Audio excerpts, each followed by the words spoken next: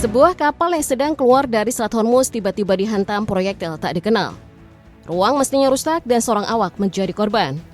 Insiden itu terjadi di dekat perairan Oman pada 18 Agustus ketika lalu lintas kapal di selat strategis ini masih jauh dari kondisi normal.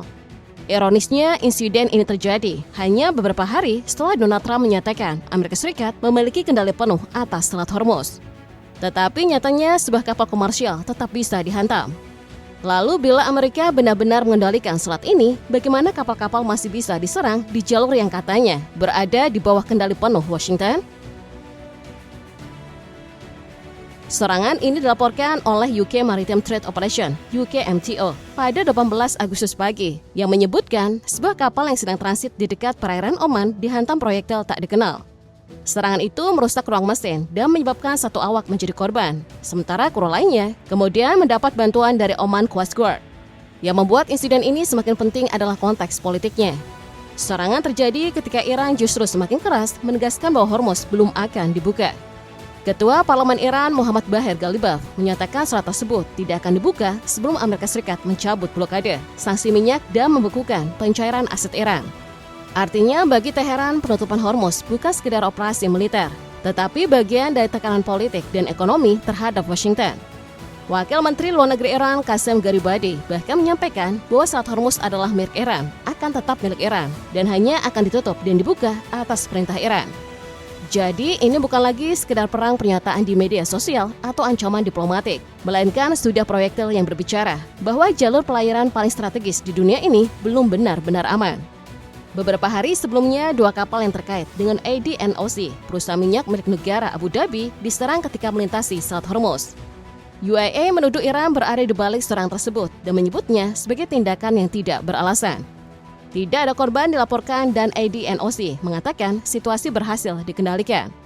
Lebih jauh ke belakang, laporan keamanan maritim mencatat serangkaian serangan dan insiden terhadap kapal komersial di zona transit Hormuz dalam waktu sangat berdekatan. Ini menunjukkan bahwa ancaman terhadap pelayaran bukan lagi kejadian sporadis, melainkan mulai membentuk pola yang terus berulang. Dan pola itu bahkan menjalar ke choke point lain. Pada 12 Agustus, Houthi menyerang kapal kargo Tihamah di kawasan Bab al-Mandeb menggunakan rudal balistik. Serangan tersebut menewaskan 6 orang, yakni 4 awak kapal dan 2 personel yang datang melakukan operasi penyelamatan. Ini menjadi salah satu serangan maritim paling mematikan dalam rentang waktu terkini. Pada saat yang sama, pasukan Amerika Serikat juga dilaporkan menembakkan rudal ke kapal kontainer Villanova di Teluk Oman setelah kapal tersebut mengabaikan peringatan dan berusaha menuju pelabuhan Iran. Jadi peta ancamannya semakin jelas, Hormuz di utara, Bab al-Mandeb di selatan. Ini mengubah dengan cepat jalur pelayaran strategis dunia menjadi medan tempur. Tentu saja Washington tidak tinggal diam. Dalam salah satu operasi paling agresifnya di sekitar Hormuz, militer Amerika Serikat menggunakan beberapa bom penetrator seberat 2.260 kg untuk menghantam situs rudal Iran yang diperkeras di sepanjang pesisir. Sanko mengatakan fasilitas tersebut digunakan untuk menempatkan rudal anti kapal yang mengancam pelayaran komersial di selat. Ini memberi pesan bahwa Amerika tidak berniat mundur. Donald Trump bahkan menyebut blokade laut Amerika Serikat sebagai wall of steel, sambil menegaskan bahwa Washington memiliki kontrol penuh atas kawasan tersebut. Secara operasional, blokade itu memang bukan sekedar retorika. Hingga 10 Agustus, Sanko mengatakan pasukannya telah mengalihkan 55 kapal komersial, menonaktifkan 2 kapal, dan menaiki 2 lainnya dalam penegakan blokade terhadap Iran. Tetapi justru disinilah kontradiksinya. Amerika mampu mengerahkan kapal perang, melakukan boarding, menonaktifkan kapal, bahkan menjatuhkan bom penghancur bunker. Namun beberapa hari kemudian kapal komersial masih bisa dihantam proyektil di sekitar Hormuz. Jadi persoalannya bukan apakah Amerika Serikat berusaha mengendalikan selat ini, tapi seberapa efektif kontrol militer itu ketika Iran masih mampu membuat pelayaran di Hormuz tetap berbahaya? Lalu mengapa Iran terus mempertahankan tekanan? Meski Amerika Serikat sudah mengarahkan blokade laut dan serangan militer besar-besaran, tapi mengapa Iran terus pertahankan tekanan? Laporan The Wall Street Journal mengutip pejabat intelijen Iran dan Arab serta komunikasi yang berhasil dicegat, menyebut faksi garis keras di Teheran tidak sedang mencari jalan untuk meredakan konflik. Sebaliknya, mereka bersiap memperpanjang dan memperluas perang dan tujuan menaikkan biaya yang harus ditanggung Amerika Serikat dan sekutu regionalnya. Jika laporan itu akurat, maka pernyataan Ghalibaf bahwa Hormuz tidak akan dibuka sebelum tuntutan Iran dipenuhi bukan sekedar retorika. Pada 18 Agustus, Iran secara resmi kembali menyatakan selat tersebut tetap ditutup sampai Amerika Serikat mencabut blokade, sanksi minyak, membebaskan aset Iran, serta menghentikan operasi militernya. Bahkan sehari sebelumnya, seorang pejabat senior Iran menyatakan Teheran akan beralih ke posisi fully offensive jika tekanan berlanjut. Ini mengubah cara kita membaca seluruh eskalasi. Bagi Washington, tekanan militer diharapkan memaksa Iran menyerah. Tetapi bagi kelompok garis keras Iran, tekanan justru bisa menjadi alasan untuk menaikkan biaya perang, mengganggu pelayaran, mempertahankan Hormuz sebagai alat tawar, dan memaksa Amerika serta sekutunya terus mengeluarkan sumber daya. Di tengah ancaman rudal dan kapal perang, ada korban lain dari krisis ini, Laut Oman.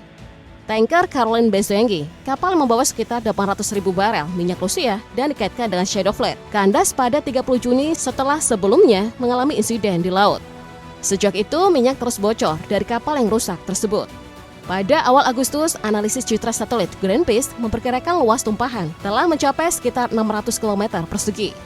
Dalam perkembangan berikutnya, sejumlah analisis satelit memperkirakan wilayah terdampak sudah mencapai sekitar 1.400 hingga 2.000 km persegi. Sementara otoritas Oman memberikan estimasi resmi yang lebih rendah. Minyak bahkan telah mencapai garis pantai Oman. Yang terancam bukan sekedar garis pantai. Kawasan ini berada dekat Halaniyat Island Marine Protected Area, habitat penyu laut, burung migran, dan paus bungkuk laut Arab yang terancam punah. Greenpeace memperingatkan bahwa residu minyak dapat bertahan lama di sedimen dan merusak ekosistem pesisir. Ironisnya, kapal ini sendiri merupakan bagian dari sistem perdagangan minyak Rusia yang berusaha menghindari sanksi. Dan sekarang, ongkos dari sistem tersebut mulai dibayar oleh lingkungan. 5 bulan lebih sejak perang dimulai, pada 28 Februari 2026, krisis Hormuz kini berubah menjadi persoalan yang jauh melampaui Iran dan Amerika Serikat. IEA memperingatkan bahwa gangguan berkepanjangan telah menguras cadangan minyak global dengan sangat cepat. Pada Agustus, badan itu memangkas proyeksi pasokan minyak dunia 2026 sebesar 4,3 juta barel per hari, sementara persediaan global terus menyusut. Masalahnya, dunia tidak hanya kehilangan minyak, tetapi juga kehilangan waktu.